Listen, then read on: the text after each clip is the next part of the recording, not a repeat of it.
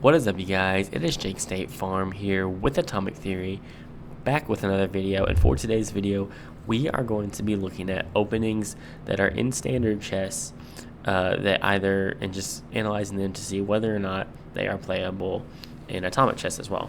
This was an idea that I had from the Discord server. So if you're not already, go join the Discord server if you have an idea that you want to see in a future video. But without further ado, let's get right into it. I'm going to start with e4, or king's pawn opening, as sometimes it's called in standard chess. And so, probably the most common reply that you'll see in standard chess, if you're just starting out, like very beginner, and obviously it's played at the highest level as well, but I just feel like the most common response that everyone talks about is e5. In standard chess, this is accomplishing a lot of opening principles for you. You're making way for the bishop to come out, which in turn is getting you closer to castling and getting your king safe, and you're also controlling the center with this pawn. Well, in Atomic, when we move our e-pawn, it's not so much to get this bishop out. I mean, it can be in certain lines, but a lot of times pushing the e-pawn in the opening is important in Atomic to get the queen out. And so in this case, after e4 and e5, white actually has forced mate here. And you wouldn't think white does have forced mate, because after e3, e6 is actually the best response against e3. And this position is like close to equal. I mean, I guess the computer nowadays says it's really good for white, but I remember when I first started playing Atomic, I think it was like the computer would say this is like plus 0.9. So like maybe a stronger computer, like, yeah, says this is still maybe winning for white. But it's the best response against e3. Well, against e4, if you respond with e5, kind of the what is it? I know it goes into, is it the Italian? I know it can go into Roy Lopez or Gioco Piano or whatever, but I think this is the Italian. I'm not really good with opening names, so I apologize in advance. But yeah, in Atomic, this is actually forced mate. So you'll start with queen h5. And after g6, normally if you've watched any of my Atomic Chess for Beginners videos, I often talk about this queen d5 and this double attack on d7 and f7. But in this case, you can't do that obviously because of the pawn on e5, but there's now another weakness created, because if you drop back queen to h3, there's no pawn to push to e6.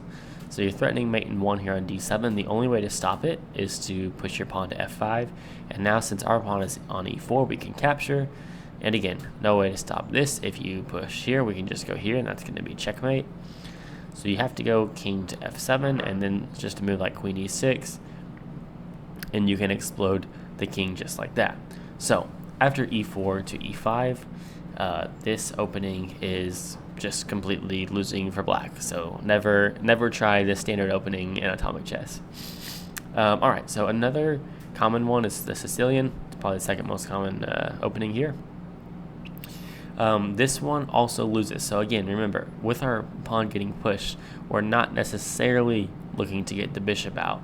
I mean, occasionally, yes, it's helpful, but in general, when your opponent pushes their e-pawn in Atomic, you want to be actually looking at the queen and the attacks that it has. So in this case, we will once again start with queen to h5, after which pawn to g6, and now we do actually have this classic double attack. Notice if we go for what we went for last time with queen h3, black could just simply block with pawn to e6.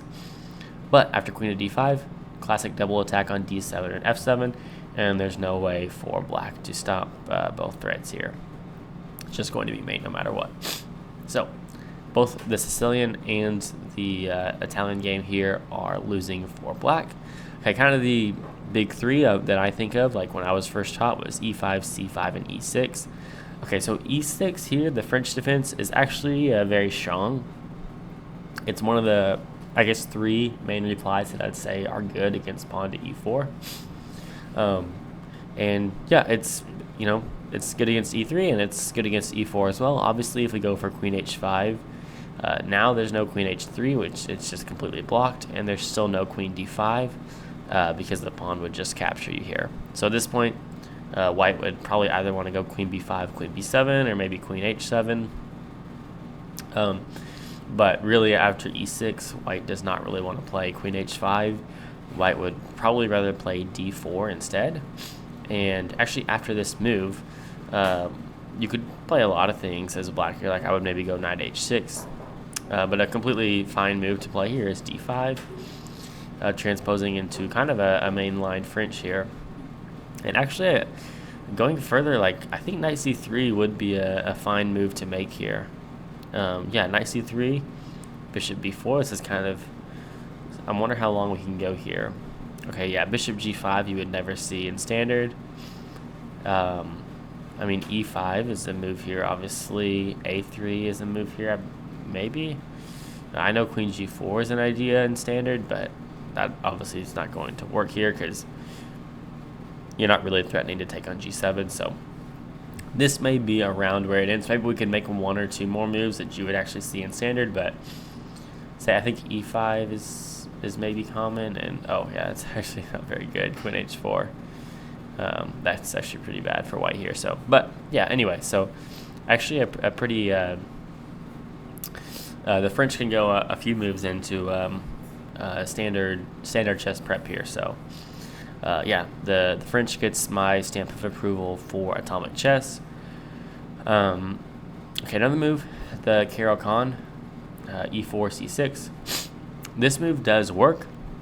It stops forced checkmate, but it's not great. So after queen h5, g6, you have cut off this d5 square, so I can't go to d5. But instead, I can go queen to e5 with a different double attack here. And after pawn to e6, queen c7, and queen takes.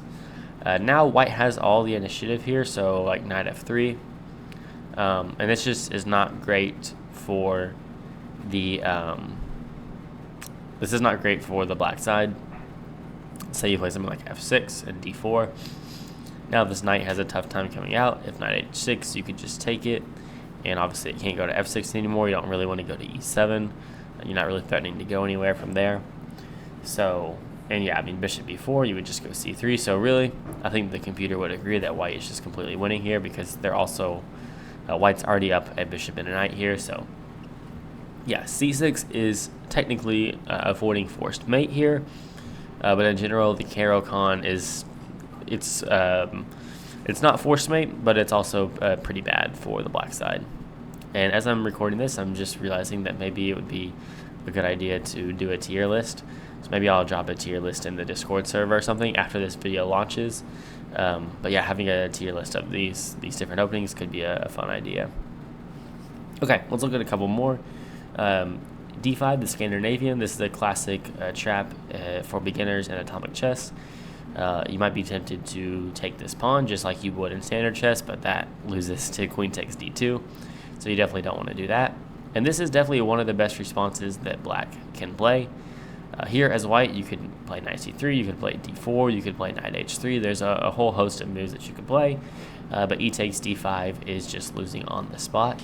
So this is a good move for black to play. The Scandinavian is probably one of the best openings for the black side. And then actually the Alakite as well is pretty good. There's no queen f3 here pinning this knight because you would just have knight takes e4. So yeah, the Alakite works relatively well as well. Yeah, there's a couple other lines here against e4 that we could look at, like the modern, or I guess like some people play knight c6 or b6. But let's go ahead and hop over to the d4 pawn, and aka queen's pawn. And in this one, I think almost every move that black can play doesn't give forced mate for white. But some are obviously going to be better than others. Like, for instance, like c5 would be a niche move, like you would almost never see in standard, that I don't think is forced mate, but I'm thinking after something like e4, yeah, it gives a huge edge for white. I'm trying to think if there's anything black could play that would give forced mate. Like, the Scotch wouldn't be great, but I don't think it's forced mate. Yeah, again, it's still not forced mate. So I actually don't know if black can make a move. Yeah, black cannot make a move, I don't think. I'm just looking at white's threats here. White's not threatening forced mate. So unlike e4 or the queen, if you move a pawn, this is important. I kind of learned this playing 960. Moving a pawn diagonal to the queen really helps open up on these lines.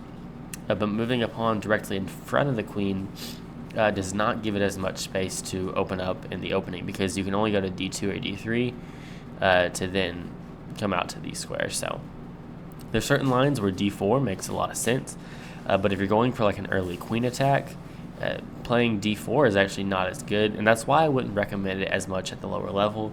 You're not going to get as many quick wins with d4. And as you can see from the computer, we see these two most common moves that you would normally play. d5 and knight f6 are both very playable from the black side. So for instance, d5, a move that you would normally make in standard would be c4. This would be the queen's gambit.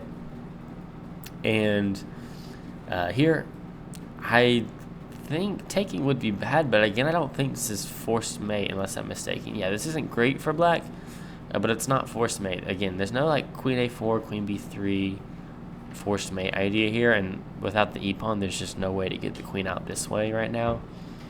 But normally you wouldn't see queen's gambit accepted. You'd normally see something like this, either e6 or c6 for the queen's gambit declined. And here, this is where the analogy kind of ends. I mean, knight c3 would be a pretty common move here, which obviously doesn't work because then you could just take. Knight f3, I guess, would be a common move, and once again, this you would rather probably see c6 or knight f6 or something like this. But obviously here, black has to play something like f6 to survive. So that's about as far as you could go in the queen's gambit. You know, you could also go for g3, maybe trying to transpose, or maybe knight f3 would be more common, which is probably actually, if I'm not mistaken, would probably be the top move here. Okay, no, it's the fourth most common move, but one of the top moves is knight f3. e4 you would really never see. It's a gambit in standard chess. You can transpose into this, but you really never see e4. Knight f3, you would sometimes see, you know, maybe going for a setup like this with the, I can't think of the name for some reason. It's played a whole bunch. It's going to come to me. I don't know. But also, okay, the London, I think, is playable in Atomic. Yeah, I was going to say e5 in this particular position seems really strong. If there was no f-pawn, then after e5, you go bishop g5, and then something like knight here, and you can go takes, exploiting the knight, and still having this threat on the queen. So just to give an example, let's say you had gone f5, if bishop f4, and then there's obviously d6 here, but let's say they went e5, then this would be pretty bad for the black side with this double attack here and here. So something like that.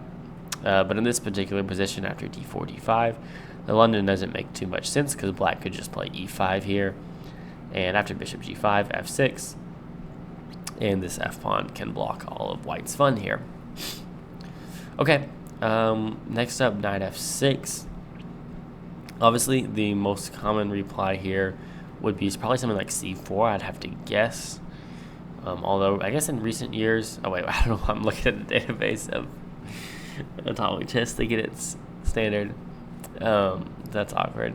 Like, I know when I was first, I think c4 has to be the most common move here, but like recently I feel like people have been going, there's Jababa, there's knight f3, there's g3, there's a lot of moves that white can play here, but in Atomic, you'd pretty much have to play either e4 or f3 or bishop g5 here, I think would be the only moves. I see that f3 is really common, but for me personally, I'd probably go bishop g5 here, I think. I'm not really a d4 player, so I don't know. Okay, wow, not e4 apparently. Why is e4 so bad? Oh yeah, you go here and then d5, getting this bishop out. But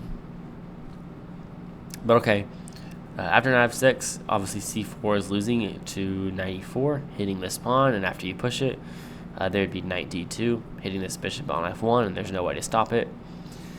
So instead, you'd have to play something like bishop g5, which is a move in standard chess. And here, black has a few moves, I think like d5, e6, and h6 are all moves that you can see. I know there's this line e6, something like e4, h6, and then after takes, you take back with queen, and then play something like d5, e5, queen d8. It's some weird line like this. but obviously if you take everything just explodes, so that's where the analogy kind of ends there. But okay, I guess this is kind of a standard line that you could see in standard chess. There's also 94 in standard chess here, which is kind of funny because that would just lose in one move for atomic. But okay, that's probably it. I mean, you can also go e6 here against d4, which could just transpose into the French here. You probably wouldn't want to play c4 here, allowing something like this. Looks very bad for the white side. Yeah, I mean, I guess there's like g6 here as well in standard chess, which I think would work fine. But I have almost never played d4 from the white side. I either play like e4 or b3 or knight f3 or something. That's kind of what I've always gone for in tournament games. So I don't know too much d4 theory. And then, okay, I mean, like other moves that you could see are c4, which funnily enough, c4, the English, is the worst move that black can play, or sorry, that white can play in atomic chess. It is -6, pretty much because you can start with knight f6, but then eventually playing knight c6, and there's really no way to stop both knight b4 and knight d4 because you've already pushed your pawn to c4. So it's kind of a dubious move to make. And then knight f3 is another move that you could see in standard chess, but as we know, if you've watched any of my videos or just played a bunch of atomic chess, you know that there's really only 3 replies here that actually work. So say like a move that you might see in standard chess, knight f6, just loses on the spot to knight e5. But okay, that's going to do it for the video. Thank you guys so much for watching. Like I said, this was a suggestion from the Discord server, so make sure you go and join that if you haven't already. Link down below in the description. But that's going to do it for the video. Thank you guys for watching, and I will see you all in the next one. Peace out.